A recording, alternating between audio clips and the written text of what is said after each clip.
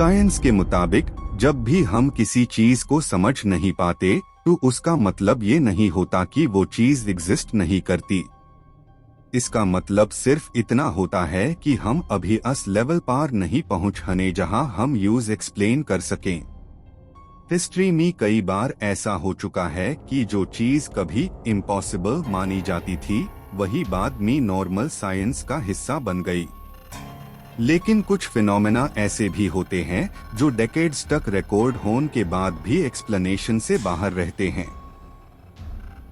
आज की मिस्टिकोप इन्वेस्टिगेशन एक ऐसे हाई साइंटिफिक अनोमली पर बेस्ड है जिसे मेजर किया गया, डॉक्यूमेंट किया गया, पीयर रिव्यू जर्नल्स तक में मेंशन किया गया, लेकिन जिसका ओरिजिन और नेचर आज तक अनक्लियर है। इस फेनोमेनन का सबसे अनयूजुअल एस्पेक्ट ये है कि ये किसी एक जगह, एक कल्चर या एक कंट्री तक सीमित नहीं था। अलग अलग कॉन्टिनेंट्स पर अलग अलग रिसर्च एनवायरनमेंट्स में एक जैसे डेटा सिग्नेचर्स ऑब्जर्व हुए और जब इन सब रिकॉर्डिंग्स को एक साथ एनालाइज किया गया तो साइंटिस्ट्स के सामने एक अनकंफर्टेबल सच आ गया। ये कोई कोइंसिडेंस नहीं हो सकता। शुरुआत बिल्कुल रूटीन मॉनिटरिंग से हुई थी। एनवायरनमेंट और जियोफिजिकल एक्टिविटी ट्रैक करने वेल हाई सेंसिटिविटी इंस्ट्रूमेंट्स ने कुछ इरेगुलर फ्लक्चुएशंस रिकॉर्ड की। पहले आईएससी बैकग्राउंड नॉइज माना गया। हर साइंटिफिक सिस्टम में नॉइज होता है और ज्यादातर केसेस में वो इग्नोर कर दिया जाता है। लेकिन यहाँ प्रॉब्लम ये थी कि नॉइज रिपीट हो रहा था। सिर्फ रिपीट नहीं बल्कि एक फिक्स्ड स्ट्रक्चर के साथ रिपीट हो रहा था। Same intensity curve, same duration window और लगभग सेम इंटरवल स्पेसिंग। जब इंजीनियर्स ने इंस्ट्रूमेंट्स चेक किए तो कोई फॉल्ट नहीं मिला। पावर सप्लाई स्टेबल थी, डेटा ट्रांसमिशन क्लीन था, सेंसर्स इंटरनेशनल कैलिब्रेशन स्टैंडर्ड्स के हिसाब से बिल्कुल एक्यूरेट द। इसके बाद डेटा को दूसरे रिसर्च स्टेशंस के साथ क्रॉस चेक किया गया और यही से इस मिस्ट्री ने सीरियस शेप लेना शुरू किया। दूसरे लोकेशंस से आया हुआ डेटा ऑलमोस्ट आइडेंटिकल था, इतना आइडेंटिकल कि स्टैटिस्टिकल मॉडल्स ने कोइंसिडेंस की पॉसिबिलिटी को ऑलमोस्ट जीरो दिखा दिया। फिजिक्स के रूल्स के हिसाब से अगर कोई एनर्जी बेस्ड इवेंट हो रहा है तो उसका सोर्स या तो लोकल होगा या डायरेक्शनल। यहाँ दोनों चीजें मिसिंग थी। इस फ्लक्चुएशन का कोई फिक्स्ड डायरेक्शन नहीं था।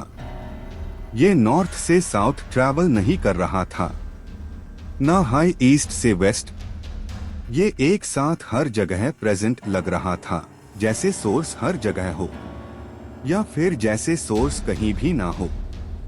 साइंटिस्ट्स ने पहले आईएससी एटमॉस्फेरिक फेनोमेनन के एंगल से स्टडी किया। अपर एटमॉस्फेयर, आयोनोस्फेयर और मैग्नेटोस्फेयर के डेटा लेयर्स को मैच किया गया। सोलर वाइंड्स, मैग्नेटिक स्टोन्स और कॉस्मिक रेज को एनालाइज किया गया। लेकिन जो सिग्नल रिकॉर्ड हुआ था वो इन सब से फंडामेंटली अलग था।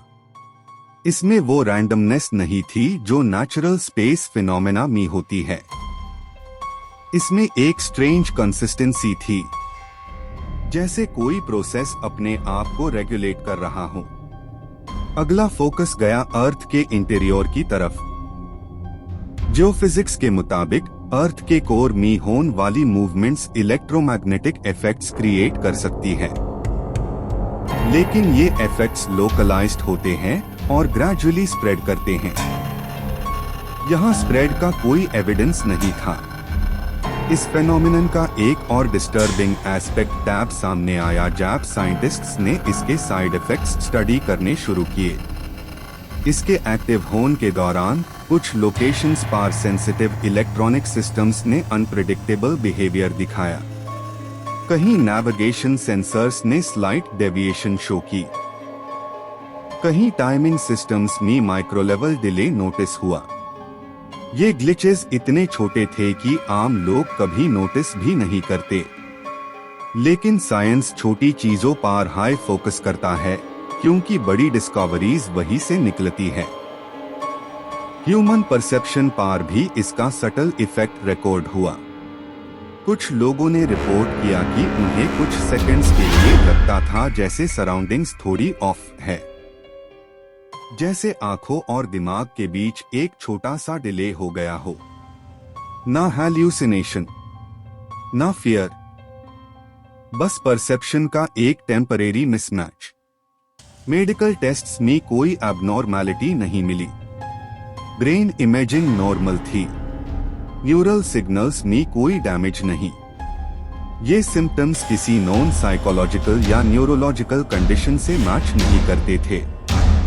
यही से साइंस के लिए सबसे मुश्किल फेज शुरू होता है, जब आपके पास एविडेंस हो लेकिन एक्सप्लेनेशन नहीं।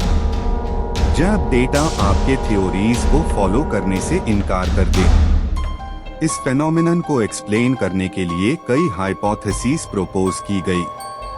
कुछ साइंटिस्ट्स ने कहा कि ये यूनिवर्स के किसी अननोन फील्ड का इंटरैक्शन हो सकता है। फिजिक्स मानता है कि रियलिटी सिर्फ अनफोर्सेस तक लिमिटेड नहीं जो हम जानते हैं। डार्क एनर्जी और डार्क मैटर इसका एग्जाम्पल है। हम उन्हें डायरेक्टली देख नहीं सकते, लेकिन उनके इफेक्ट्स मेजर कर सकते हैं। लेकिन प्रॉब्लम ये थी कि ये अनोमली डार्क एनर्जी के एक्सपेक्टेड बिहेवियर से भी मैच नहीं करती थी। Dark energy large scale cosmic expansion से रिलेटेड होती है, ना कि लोकलाइज्ड रिपीटेबल फ्लक्चुएशंस से। कुछ रिसर्चर्स ने क्वाइटली ये पॉसिबिलिटी भी रेज की कि ये फेनोमेनन किसी एडवांस्ड टेक्नोलॉजी का साइड इफेक्ट हो।